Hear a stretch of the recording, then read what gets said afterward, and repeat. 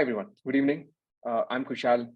I'm the co-founder at PM School. I'm also the co-founder at a tech company called Proximity Works, where we are building enterprise SaaS productivity tools, and we work with enterprise clients for specific engineering consulting projects as well.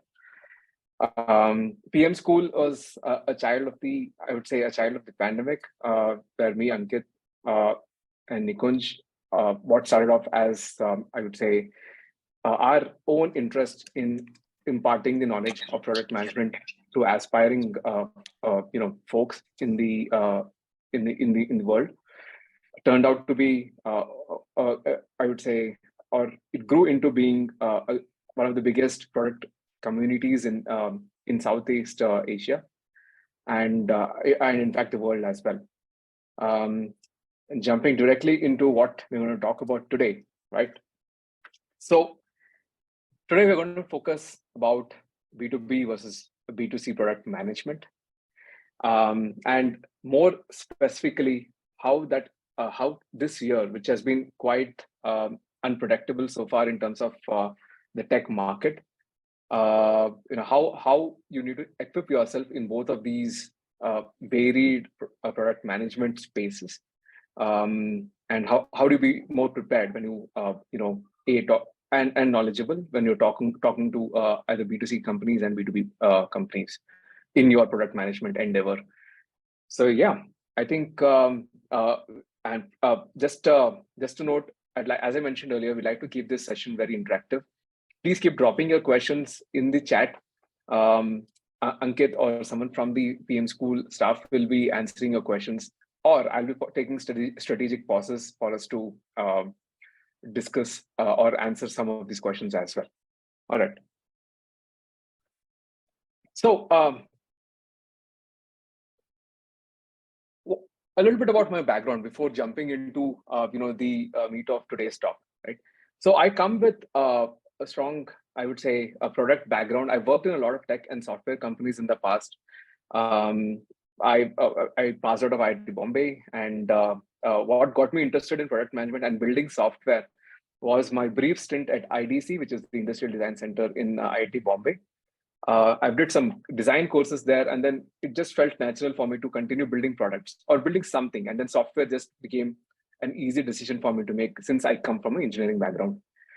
And my journey has been mostly with startups, but a few stints with enterprise companies. So I have, I would say, or big companies, and I have a fair idea of how things work in startups, what things work very well there, and what things work very well in most structured organizations and enterprises. And this has, in fact, molded and this has helped me.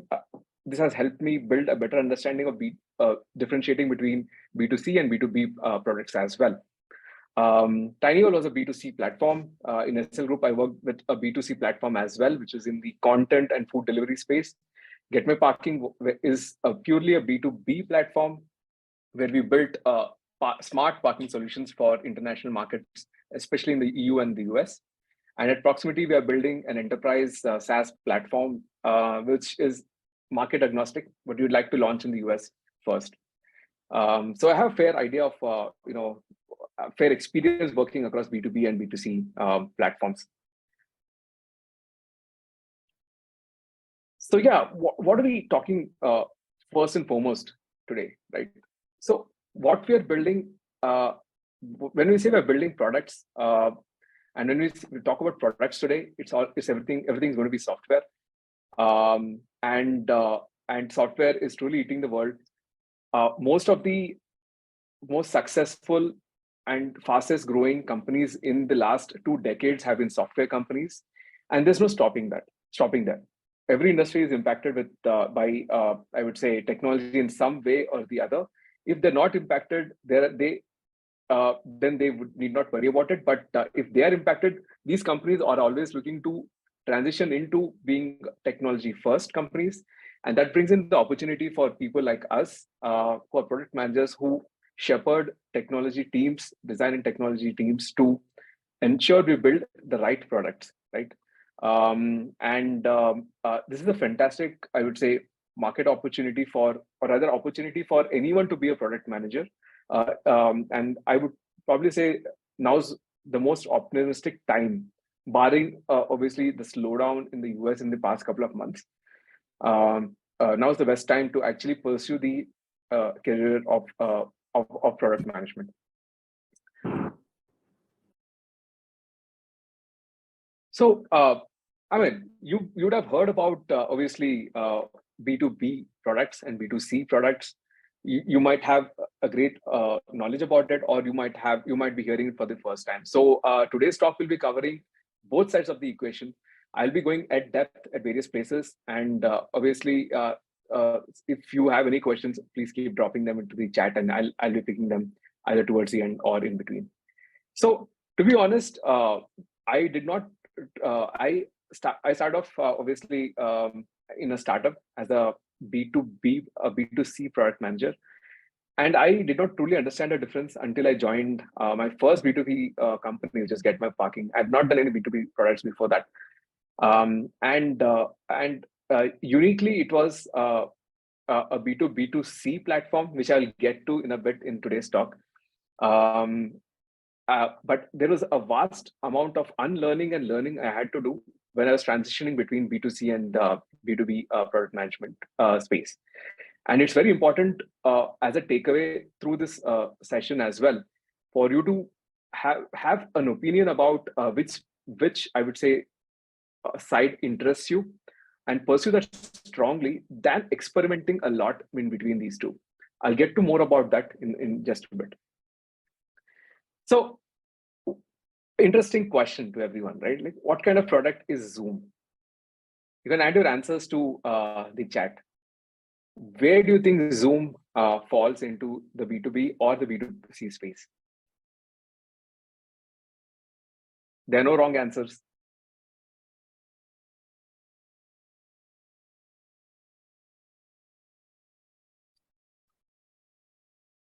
Do we have any answers in the chat?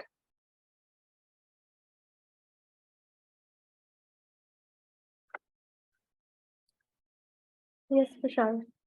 Yes, I'm looking at I think it's an intersection of two, B2B, B2C. It's both B2B. Excellent, excellent. I think this helps me gauge, background and understanding of the audience today. The answer is both, right? So they have obviously everything started off with it being I would say a B2C video conferencing solution, and then obviously they pivoted quickly into being enterprise solution as well. And now today they support both, right? And mostly inclined towards B2B, because that's where the money is. I'll cover more about that in a bit. So let's put a face to these these businesses or consumers which we keep talking about in the sense of building products for them, right? So what do we know about B2B, right? So here I would say the companies which fall under businesses are end of the day entities, right? They are they are legal entities. They're not individuals. They're governed by individuals, but still big companies, enterprises, or even small to mid-sized companies as well. So essentially, they're legal entities with obviously example of such companies are ITC, Pepsi, Goldman Sachs, etc. And they typically know what they need. What I mean by that is if you're building for a B2B company, they generally know what the problem statement is, and they generally know what they like to pursue in the next quarter or the year or years ahead as well. And these companies have allocated budgets for specific tools, since it's run as obviously a legal entity. So they are willing to pay for specific types of software if it meets their needs, right? And how do you go about to ensure your software gets sold in these companies, right? It is very complex. Depending on the size of the organization, startups are easy to approach, but they might not be having the budget to pay. But big enterprises, let's say like Google, probably not Google, let's say Goldman Sachs, right? Whose primary focus is in the financial services space. where technology is while it's the backbone, it's not what they sell directly to the consumers. The way to get a new technology into these existing companies is complex. There are multiple decision makers, and it typically takes a long. It has typically long sales cycles to close a contract or a sale. Whereas consumers are more relatable. They're more like you and me, right? They're individuals end of the day, and they might or might not know what they need. Case in point here, TikTok, right? No one knew TikTok was an essential to their life until it was created, and people just took to it, right? So you never know what will work in the B2C space or how consumers will react to new products. They generally are not willing to pay for anything. And maybe you can personally relate to it at some level, that if something is only super I would say valuable and it directly impacts your life, then you're okay to then opening your purse strings to make a payment for it, right? So yeah, it's very difficult to get B2C customers or consumers, individual consumers, to pay for your products. And the buyer is typically who is actually using the product itself. In rare cases, it could be someone in the family who's paying for that particular product. Case in point is Netflix, right? And B2C space is extremely crowded, in the sense you have a lot. The barrier to entry for new products is very low, so you have a lot of competition there, and for the end user, there's a lot of choice, right? And B2C consumers are generally, quick decision makers. If they like something, they click on it, they install the app, or if they like something online on Instagram, with a couple of clicks of a button, they make a purchase, right? So they're generally fast moving than B2C, B2B products in terms of sales. So let me give you some examples of B2B and B2C products, right? And so B2B products include tools like Freshdesk, Zoho, Slack. Essentially, these are tools plugged within existing enterprises, and they have obviously the entire organization or teams within the organization using the product, right? It very seldom exists as an individual using a product within an enterprise. So think about it as team collaboration tools, productivity tools, communication tools, sales and CRM tools like Zoho, Freshdesk, etc. And on the B2C side, as you can imagine, it could be Spotify, tools like Spotify, Snapchat, TikTok, etc., or Instagram, where an individual uses them. So consumer products always do not have an emphasis to solve a problem. It can appeal to a person's wants and desires as well. That's where, for example, TikTok is purely an attention-seeking tool, in the sense you're entertained. Yes, they're not technically selling you anything unless they're specific targeted ads. Whereas Zoho serves a very specific problem, right? Which is ensuring everything is streamlined, processes are streamlined within that organization. And of course, you don't buy a single tool for the entire within an enterprise. You generally buy it for your teams. And on the B2C side, you generally buy it for yourself as an individual. And the growth potential is great if you build the right virality hooks into it. Reference or it could be invite your friends, being a feature to build a social, I would say, acceptance graph, etc. So yeah, I think nuances are very strong, as you can imagine, or the differences are very strong, as this particular slide talks about, in between these two products. And it's very necessary to also personally do a pulse check of what kind of problem statements you would like to solve for, and put your energies in pursuing, let's say, building, I would say, product breakdowns as part of your own personal case study or portfolio, which you want to share with companies, etc. If you demonstrate, I would say, these product breakdowns on both B2C and B2B side, it gives you versatility to talk to different kinds of organizations. But it's generally good to specialize in a type of product which you'd like to pursue. How do we decide what to build, whether you're a B2B product manager or a B2C product manager, right? So let's talk about B2B first. So in enterprises, it is generally easy to quantify the problems. As I mentioned earlier, enterprises management team within companies plan not just for that week, but also many quarters ahead in the future.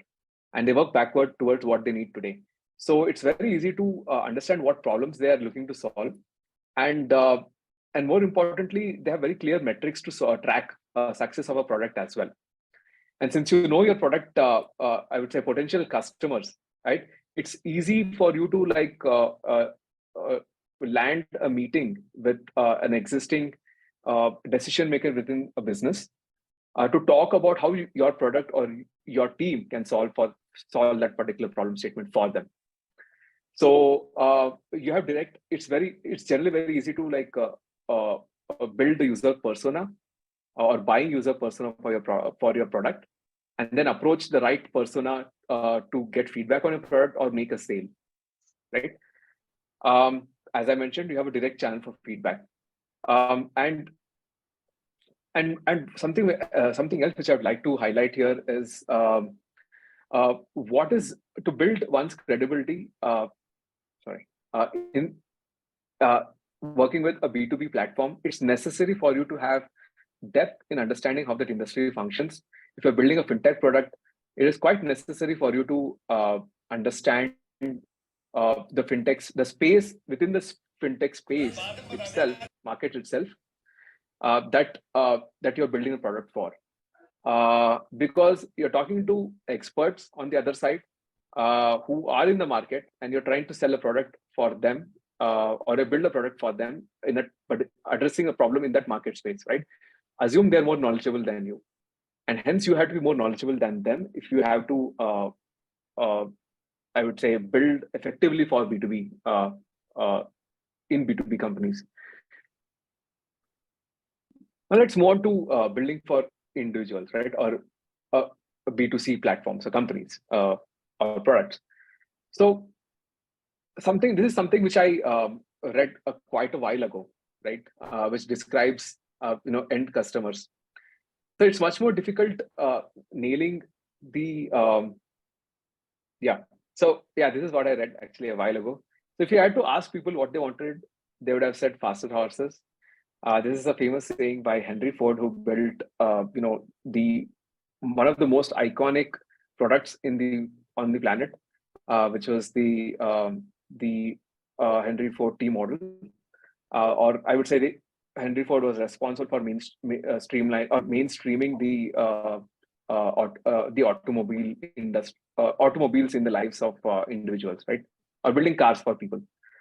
So at that era, this was quite revolutionary. And then obviously, if you ask people what they wanted at that point, they would not probably say a car because of the lack of information and foresight they have about the market.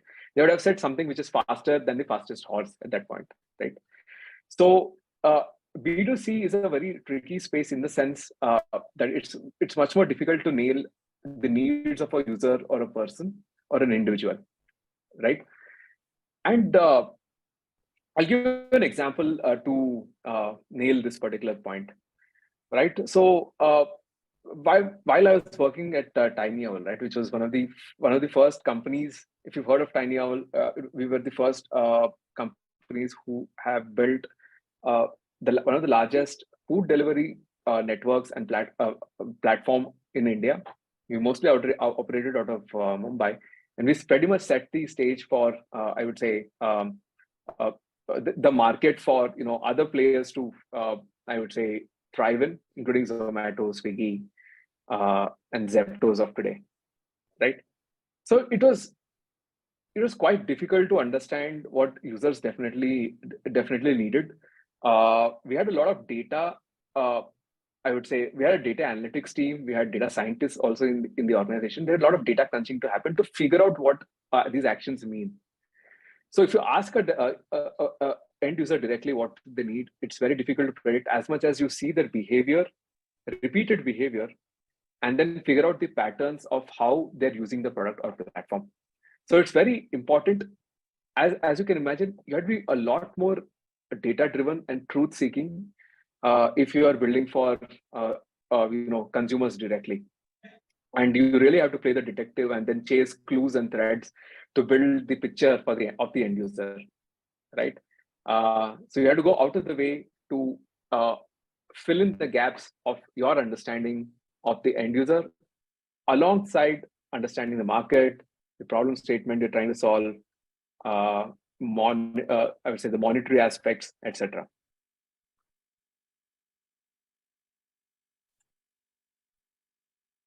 So yeah, I mean, what do you expect, from your product if you're a B2B product manager or a B2C product manager, right? So let's talk about the B2C side, right? So imagine, you're, let's say, a product manager, let's say working for Slack. And if someone from Slack comes to you to convince you to switch from whatever software you're already using to communicate internally within your organization to Slack, so you'll have to ensure you have to keep in mind how couple of things work within an organization or an enterprise, right? The product which you're introducing into an enterprise's, I would say, suite of tools must fulfill an existing feature or functionality. If you're trying to build something new, absolutely new, which the enterprises don't understand, the companies don't understand, individuals in the company don't understand, don't bother, because it's going to be a tough sell to ensure people will buy your software. Reason being, the mental model of the decision makers or buying user personas within organizations is that they look at it as a problem statement and a software or a tool which solves that problem statement, right? So your software has to fulfill an existing feature or functionality. Super important point, the platform or the product has to fit into existing seamlessly. No one's going to spend additional time and effort to utilize their existing teams to build a way for the new software to interact and integrate with the other softwares which are already present in the organization. I go back to the Slack example, right? So the Slack did not have an easy. Can I request Rubaya to? Okay, all right, mute. All right, cool. Jumping back to what we've been discussing, right? So the tool has to seamlessly fit into an existing system. Otherwise, don't bother building it, I would say, because no one within an enterprise is willing to give you time and energy, or giving their own team's time and energy to fit an outsider product into an existing workflow, irrespective of how good you are. So your product has to fit into an existing problem statement or function, and it should be very easy to switch over, right? So when you say seamlessly integrated with existing systems, there should be a way to just switch over all your contacts from existing system to Slack and continue using it without loss of business continuity. Those are the kind of I would say questions you have to ask yourself. And the return of interest should be immediate. Any dollar spent or rupees spent within for a new tool within an organization, the enterprise, the management team would like to understand what the return of investment is. So you always have to bake that into your at the build stage of the product itself. And more importantly, security and privacy are one of the utmost important aspects of existing or B2B product that has to be taken care of from ground zero, right? However you build up. So you have to pay attention, more close attention to user privacy, security, and if you're using specific integrations, you have to ensure those third-party integrations you are integrating into also adhere to security and privacy best practices, etc. Now let's flip the card, right? Now, let's take an example let's pick an app from the B2C list, right? Let's pick Spotify. So here the need or desire which is being fulfilled is it's very personal, it's very individual. Spotify addresses my need for a great catalog of music, and that's why, and hence I use it. Everything else comes secondary, in the sense having your own profile, or like connecting with friends, or shared playlists on Spotify, etc. is secondary. But first and foremost, it solves my desire to access great music, right, in one place. So all of this decision making is done at an individual level, contrasting from a B2B setup where the decision making is spread across multiple stakeholders, right? Your CEO might be involved in making the final decision. Your CTO might be involved in making the decision for the team if it's a tech product or a dev platform. Marketing tools can have the CMO deciding the usage of the tool, but someone else, the CFO, paying for it, etc. In B2C, the complication is quite less. Who you're selling to generally is the buyer, and you have to ensure the experience stands way apart from your closest competitor. That's how you distinguish yourself. More than then obviously there are other factors like pricing, etc., which these users compare other products to. But user experience is paramount. Whereas in B2B platforms, it's not a topmost priority. Pricing comes above that, and functionality comes above that. And of course, people would like to how would I say it? Use sleek products, so and ensure that the best of the design practices are catered into building your new features or product, or entirely new products as well.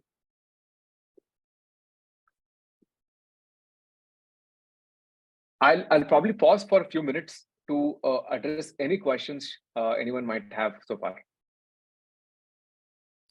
We have two questions by Abhishek. Abhishek, do you want to unmute yourself and ask?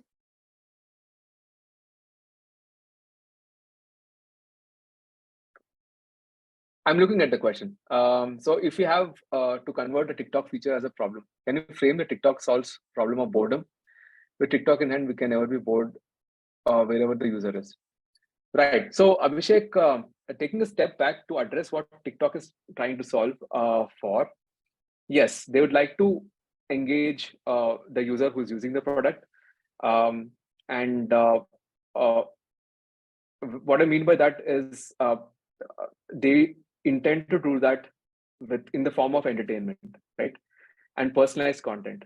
So it works two ways. So essentially, the user persona is there are many user personas, but I'll talk to two of them primarily right now.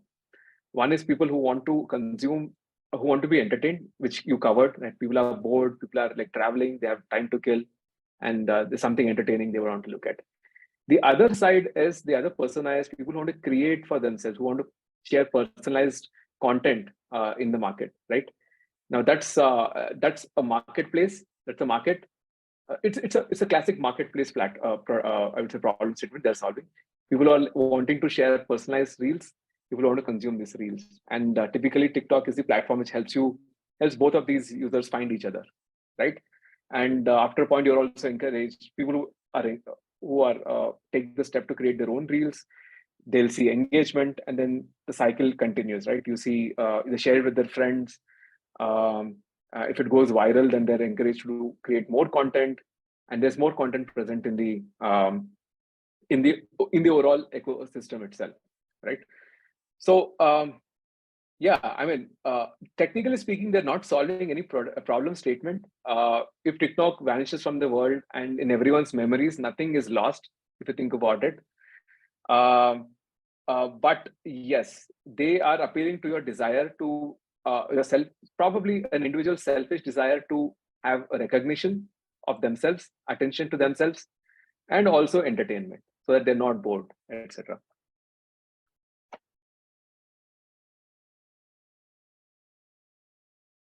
We have one more question from Akshay. Okay, is it fair to say for B2C product, it's more important to have B2 product analytics implemented than B2B to gauge metrics? Absolutely. Actually, I'll be covering that in a few slides down. Definitely, as I mentioned, since you do not know the end user and the volume of users is so high, you have to rely on data and data analytics to make decisions, right? So you have to be more data savvy, have more inclination to understand users from a data point of view than B2B products. I'm not saying you don't have analytics in the B2B side as well, but the depth in which you will expose yourself for in using utilizing certain data analytics tools on the B2C space is much higher.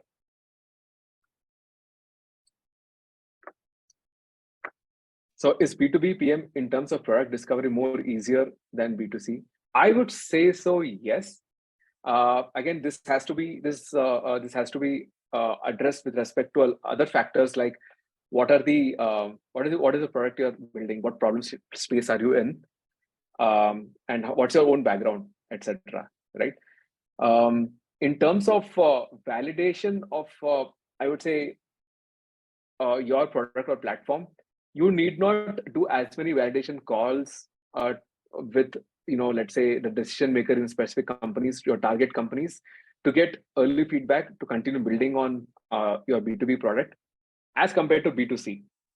In B2C, you can never truly say the first 10 users who show the product, if they totally love your product, the next 1,000 people who download the product and start using it will share the same level of enthusiasm, right? So that's where data comes into place. You keep opening up your product into larger cohorts and try to assess what kind of people show what kind of engagement for your product, etc. In terms of product discovery, yes, I do. Although I do agree that it's easier to validate your problem statement sooner. Cool, everyone. Let's move on. Getting users to use your product, right? It's not enough for you to understand your problem statement, not enough to talk to end users, not enough to build the product as well, as much as you have users actually using your product, right? That's a true validation. Actually, a truer validation is getting users to pay for your product. That's where you achieved a fit, right, for your platform itself. So how do you get people to use your product and pay for it, right? The product sales cycle, when I use the term sale here, even to get someone to start using your product, because in the B2C space, getting someone to buy your product is a tough sell.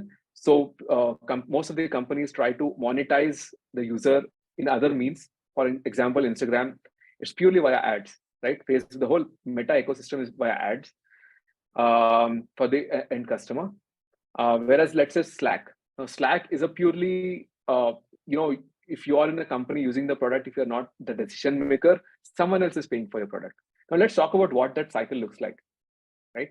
So everything starts with obviously looking at leads, prospecting leads. We have two different, I would say, schools of theory here, or rather implementation here, in terms of how sales is done for enterprise platforms. Something which is traditional is having a sales team having a traditional sales motion. I would say you have a sales team who in-house. They try to source leads across multiple channels, including organic reach, ads, or them directly reaching out to customers and then getting those leads to sign up, etc. Then you have a very new and emerging trend, which is called a product-led growth sales motion, which is in the last 6 to 12 months taken a lot of interest. This is where you're bypassing the sales team and then you're trying to build interest for your product ground up. So you target one individual, in that company, get them to use the product. They add more people.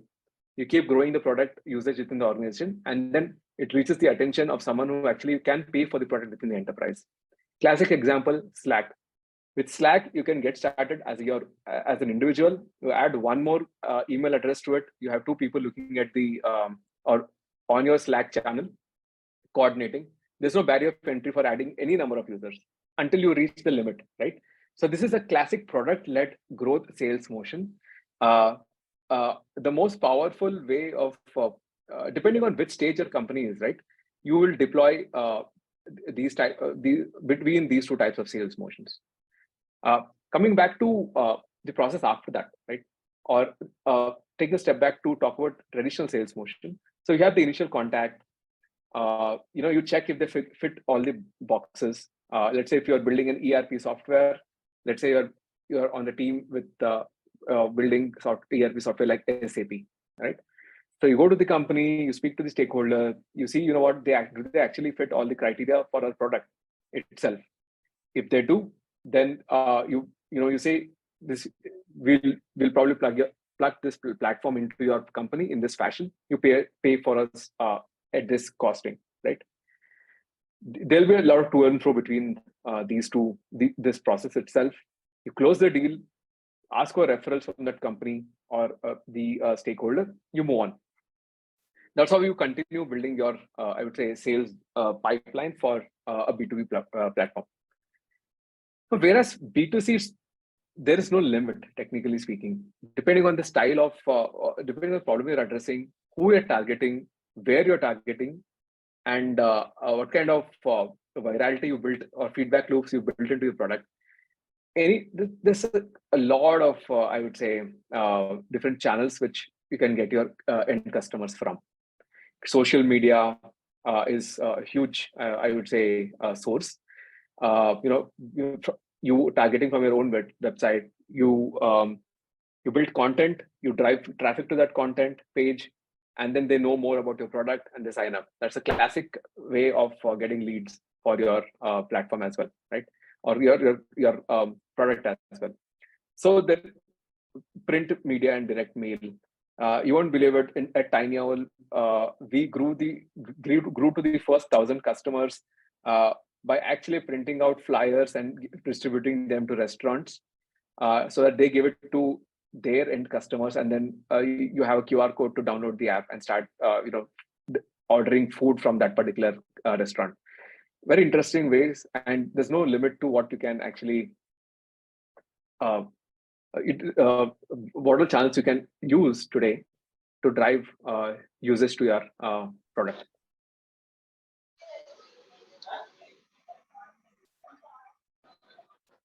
Now you have successfully gotten everyone to start using your product. Now, how do you make money out of it, right? So, as you would have imagined so far, I've been mostly talking about the strong differentiating factors between B2B and B2C products. And as you would have imagined already, so in the B2, in the B2B space, a classic way for you to monetize is, via subscriptions. The world is moving away from one-time gigantic costs to you pay for the service at a nominal amount of X dollars per month, which is a subscription-based approach to almost all the software. A classic example of that would be Adobe. Adobe moved all of their pricing from, you buy this license for $1,000 to, you pay $10 to $20 per month for using this piece of software, right? So subscription and software as a service is the way to go in terms of building B2B software. And so in the B2B space, the price for user is significantly higher because you have more paying users, and the capacity to pay in the industry also exists, in the enterprise also exists, right? So although this involves, sometimes this involves a longer, if it's a large company, it involves a longer sales cycle, involves a contract, a lot of legal considerations around security, uptime, data protection, etc., as I covered earlier.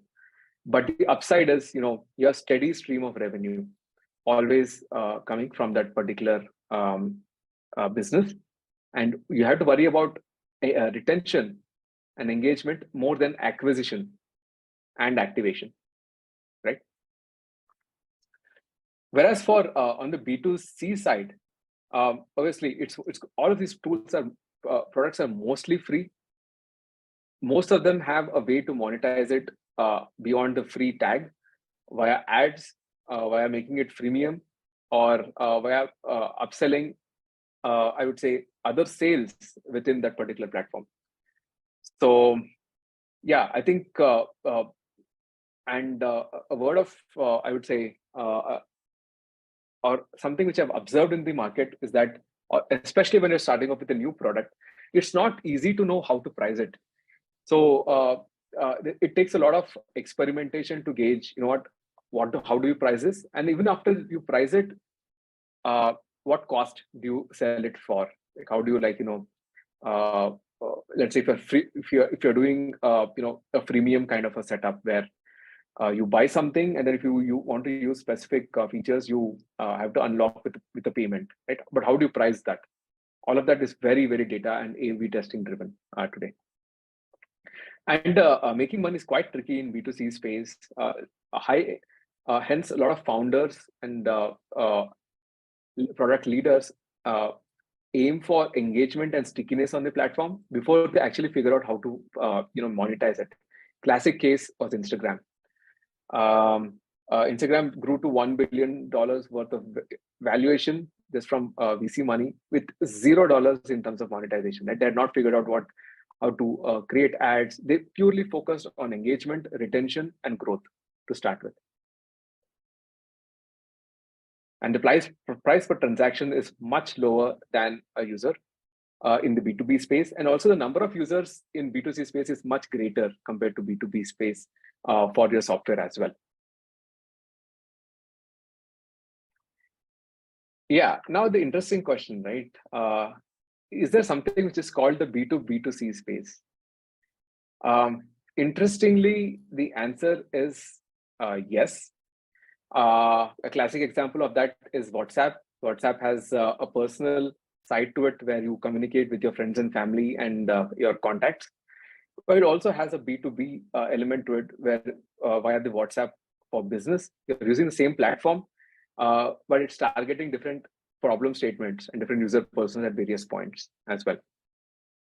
Instagram is one of them as well. So most of us are consumers of the content, but there's a small percentage of the users who are actually commerce creators, or what I mean by like they have commerce stores, and you also are consuming the content, also making purchases from these stores, right? So there's a B2B element in Instagram as well. And of course, Zoom. So Zoom is a classic example of being both B2B and catering to both B2B and B2C platforms.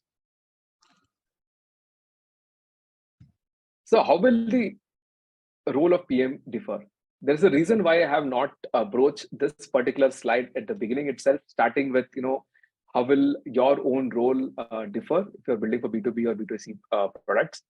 The reason is it's very necessary to know the background of how products are built for these two types of businesses, or rather user types or persona types, which is a B2B enterprise company persona and an individual buyer persona, and all the details which go behind both of these verticals, right? To be able to build a mental model of, okay, now I have a fair understanding of who these users are, and what kind of products will stick if I'm trying to build for these type of users. And now, hopefully, you formed an opinion about how your skill set will also differ when you're building for these two types of products. Nevertheless, I will still talk about it in great detail. So ultimately, we need to focus on building something which solves a valid user problems. Doesn't matter which space you're in. If you're the problem you're solving is not big enough for the end user, or it's not important enough for them to actually suffer in case the product which you built for them is taken away from them, right? And who they're willing to pay for. Until you don't focus on approaching problem solving in that manner, or building software for problems in that manner, trust me, your product will not gain a great success. So always double down and focus on problem statements and solving for user problems, irrespective of whether you're building for B2B or B2C. Right? Now, skill sets. Let's talk about B2B product manager skill set, right? Deep industry knowledge You know who's on the other side of the table when you're taking the software to them. They know a lot of the industry. You probably would want to know better than them, right? And why your problem or your product would solve their problem statement in the best manner possible. You have to have a clear vision of what to build. And what I say when I say that, these enterprise decision makers, um, they might or might not stay in that industry for long, or like in that company for long, right? But whoever, you have to be very clear about who you're solving for as a user persona. If you are unsure, trust me, the business you're trying to sell to will not be interested, right? They want someone to assure them and tell them, you know what, okay, this software will solve their problem, make their lives easier. And you always have to balance customization versus complexity. B2B platforms, B2B software is complex, multivariate, has a lot of features in it, and every customer will ask for their own customization. You need to be very particular about prioritization, especially if you're a B2B customer, building for B2B customers. And ensuring that you do not allow key customers dictate or influence your roadmap is very important. So a lot of people skill sets also come into play here, especially if you're interfacing with decision makers directly. And obviously, you have to really plan out your releases. You can't have a knee-jerk, I would say, approach to either fixing bugs or building new features in the fastest way possible without breaking anything. You have to really think through your releases as a B2B PM. Whereas the B2C PM, right, they rely on experimentation, consumer behavior analytics, and behavioral science a lot more to understand your end user. The volume of users is large, hence you have to rely on data science to actually build patterns for building a successful product or growing your product. You have to be very biased towards unbiased towards truth, and or a bias towards truth and unbiased to what your end customers are talking about individually, right? So if 10 people are complaining about something, you should have a calm mind to take a step back and look at what the 1 million other customers are talking about, and they take an informed data-driven decision to either pursue that problem to be solved or you put it in the backlog and say you will not solve it for now. We talked about customers being in large numbers, and think fast and release faster. Your competition is always behind you and at your foot. So you might want to run faster than them to stay relevant in this industry. And let's talk about tooling, right? So, obviously, as you can see, for a B2B customer, for a B2B product manager, there's a lot of emphasis on user feedback and prototyping, because it's easy to put these in front of their potential users and get feedback directly. So your emphasis will be reasonable on the usage and product analytics side. Experimentation, not so much, because you have direct access via prototyping. So essentially, yeah, focus more on, you know what, how do I get the best experience being presented to my users directly and get feedback. Whereas on B2C product managers, a lot of your skill set relies on, as I mentioned, experimentation.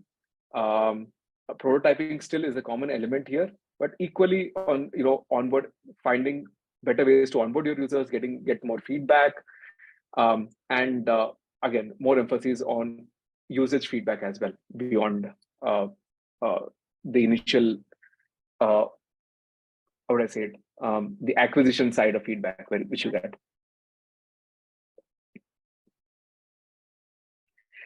So it's generally the perception that and the truth, I would say, up to a great degree, that consumer products seem to be taking all the limelight. They're always in the news. Trust me, they're most talked about. Let's say if a new funding round is announced, etc.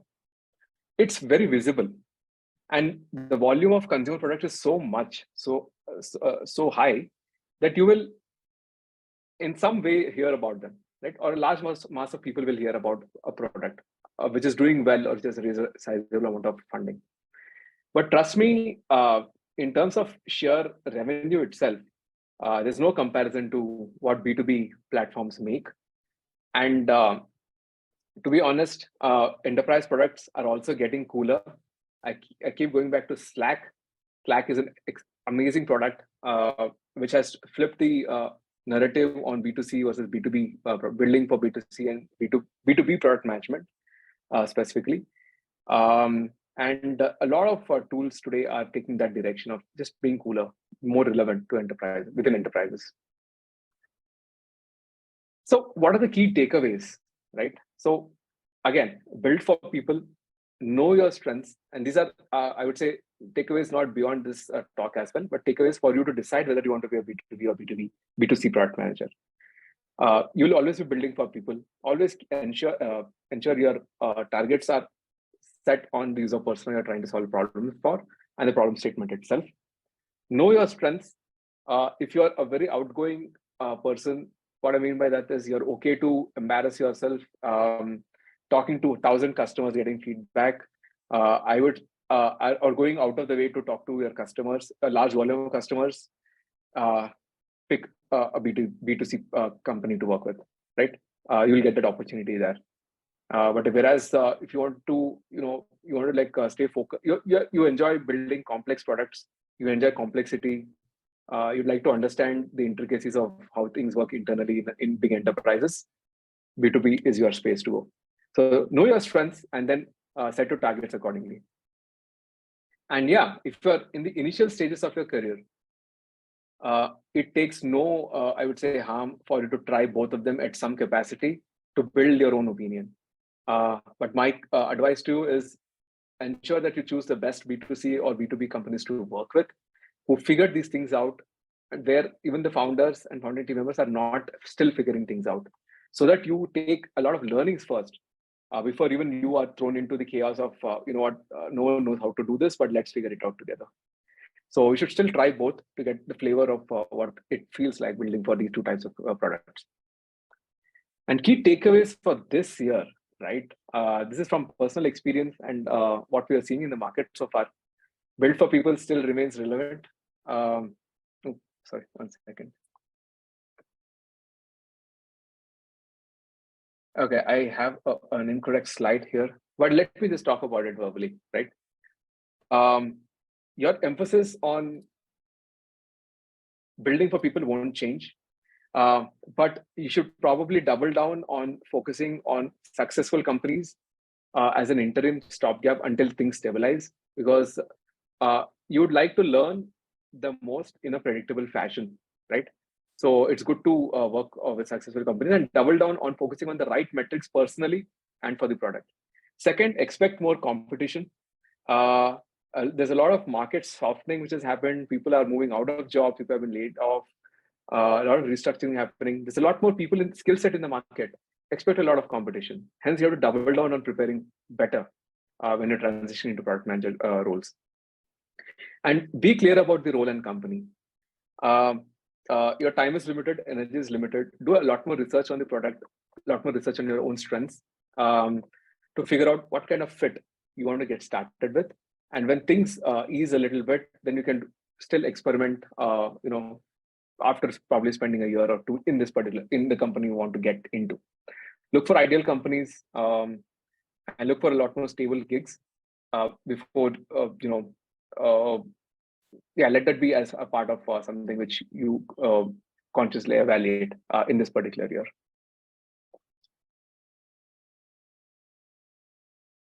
And I absolutely stick to this statement, even with all the things which are happening globally. Now is the best time to be a product manager in technology. The advances in technology are moving mind-blowingly and numbingly fast. Everyone has, I'm pretty sure, pretty much all of you in this audience have heard about ChatGPT and the advances in generative AI, which is happening. By the way, we intend to do a generative AI specific talk as well very soon. So please stay tuned to that, and then please inform your friends as well. And when we make the announcement on LinkedIn. Every industry is impacted and will be impacted with technology, and every industry, every company wants to transition to technology of some form. we as product managers are extremely well suited to be at the right position, which is now, to help this when this transition is happening into being more tech focused or tech first. The world becomes tech first now, or product first.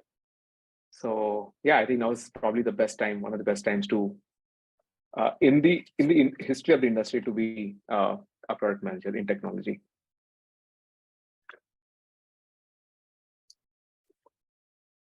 With this, I'd like to open up the rest of the time. I know we've overshot the time a little bit, but happy to do questions for the next 5-10 minutes. We have a few of them, few questions already. In case of B2C, you're always surrounded by problems and you may pick one if you want to start something. Does that mean you have lesser problems in B2B? How can one figure out problems? Good question, Rahul. I think I would say the problems statements are not lesser. There's no distinction between the quantity of problem statements which are present for B2C versus B2B.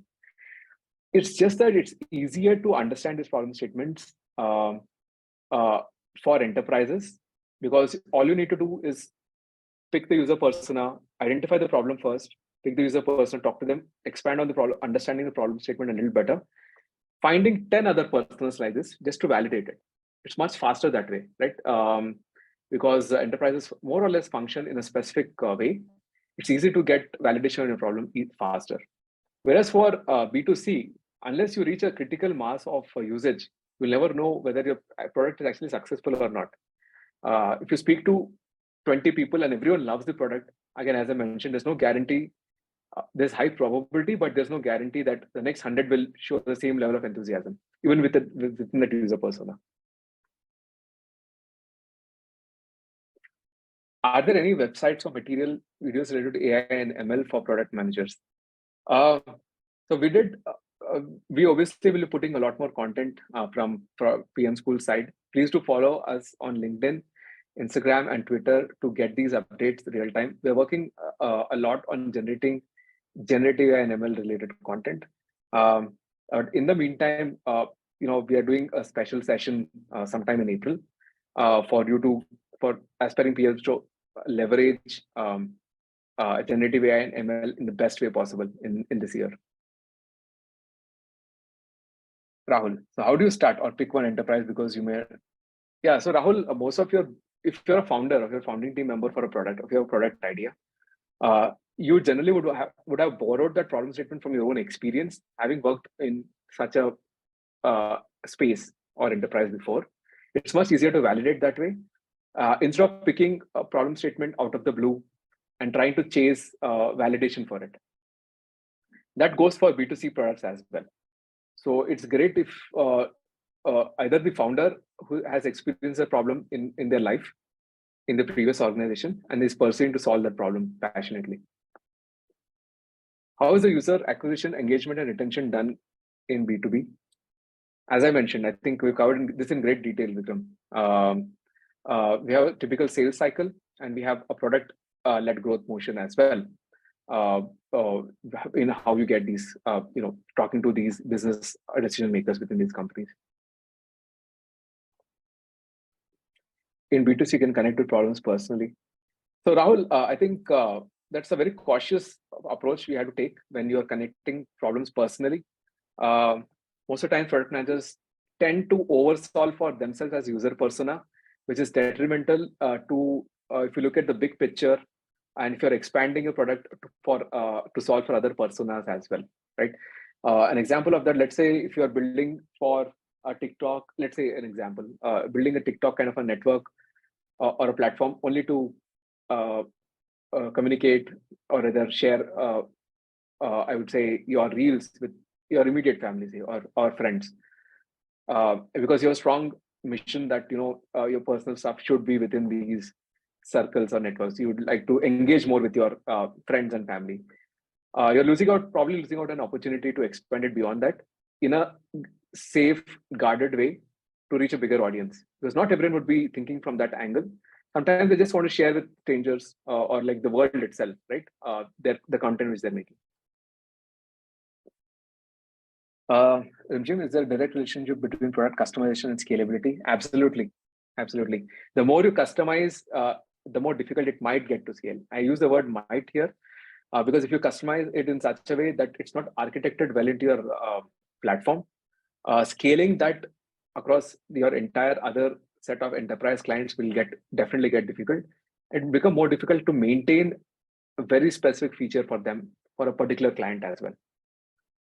So try to avoid customization or try to ensure that customization happens not just for that particular client. You take a step back, look at approach the problem statement to other clients if they're interested, and then build it as a feature for the platform itself than for that particular client. So Janelle, how is product data different or similar between B2B and B2C? Great question. So in a nutshell, you'd probably track more data points if you're a B2C in a product because the user is unknown. How they interact with the product is the only way you can understand how they're using your product, right? And what might interest them. And then you can bucket them into cohorts. You know what, these guys order generally on Fridays, so they have a pattern in which they order the set of, or rather, let's say we're talking about food delivery. They might use the product in a certain fashion on specific days. So you bucket them into one cohort and then try to build features for them. That's how you think in a B2C space. In B2B space, you definitely should track all the basic metrics like engagement, retention, revenue, net revenue per user, etc. You won't be deep diving it as much. You won't be experimenting as much as for B2C products. Sohan, so I just started my PM career with a B2B company. The product is still a very early stage.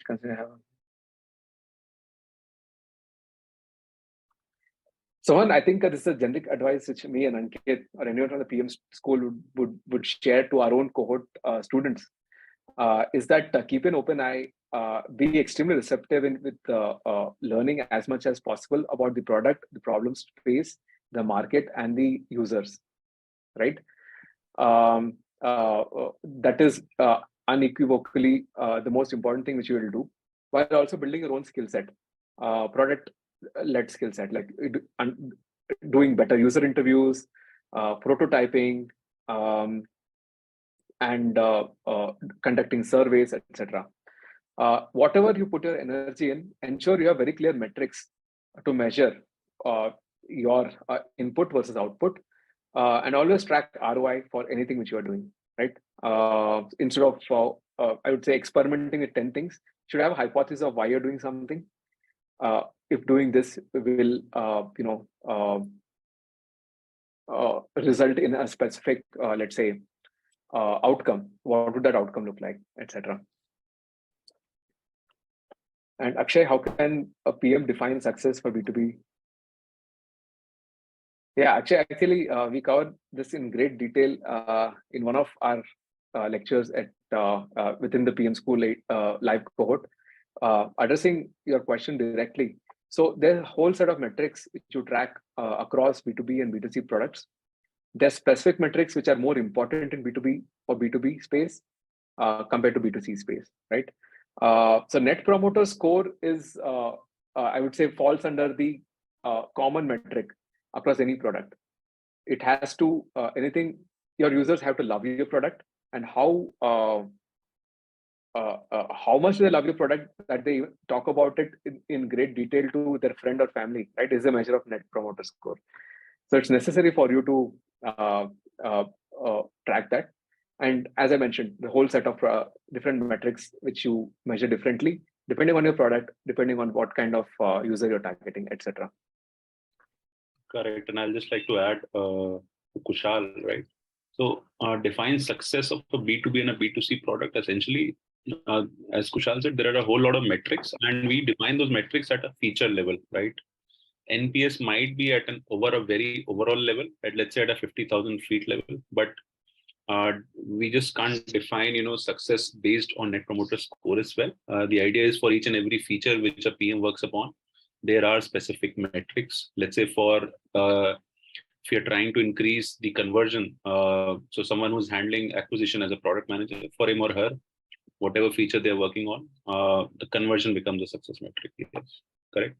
And another metric at an overall level could be the North Star metric. Has the North Star metric improved, right? So that could also be the success of a B2C or a B2B product. Absolutely. Okay, thanks for sharing that. Cool, folks. If there are no further questions, okay, we have one question. Oh, okay, yeah, we got that already. Yeah, we're good. Yeah. Cool, folks. Before we end today's session, I'd like to say thank you for joining. Thank you for your time. I'd spend a minute to talk about PM School, and as you all know, we are industry leaders in the live cohort program. We have an 8-week bootcamp where we upskill you to become product managers, and we do all in our power to help. We have a network which we rely on and bank on to help you get placed as well. You will be talking with the best in the industry in terms of our I would say lecturers. Also, will be connected one-on-one directly with a mentor who is an industry leader as well, to get a personalized attention in your journey to become a product manager. And we are we've taken the principles of product building into designing our cohort as well. So yeah, I think if you're willing to talk more, we're happy to talk more. Please reach out to us directly on our website. We have a contact us form there. Or you can reach out to me, Ankit, or anyone from the PM School team, or Priyal, who has sent out the invites, if you want to know more about us. Thank you so much, everyone. Thank you so much, Kushal, for this wonderful session here. Thank you, Ankit. Thanks, everyone. Have a great rest of the evening, and we hope to see your faces in one of our cohort programs soon. Thank you. Thank you so much, guys. Thank you.